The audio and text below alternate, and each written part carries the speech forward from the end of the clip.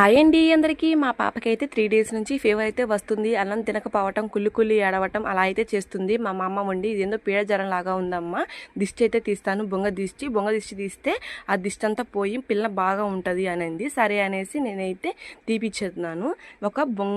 ఒక పెద్ద గిన్నె లాంటిది తీసేసుకొని ఆ గిన్నె సగానికి నీళ్ళైతే పోసేసుకోవాలి. ముందుగా ఈ తెల్లగొడ్డకి 3 చీరకలుగా చీల్చి మంట అయితే మండించాలి అగ్గిపెట్టెతోటి. ఇంక ఇలా 3 సార్లు అయితే పిల్ల చుట్టూ తిప్పాలి. కుడి చేతి నుంచి 3 సార్లు, ఎడం చేతి నుంచి 3 సార్లు తిప్పి బొంగలో అయితే పెట్టేసి ఒక పక్క నుంచి పట్టుకొని ఆ నీళ్ళల్లోకి బొంగని గట్టిగా ఒత్తి పెట్టాలి. సౌండ్ వస్తే దిష్టి ఉన్నట్టు.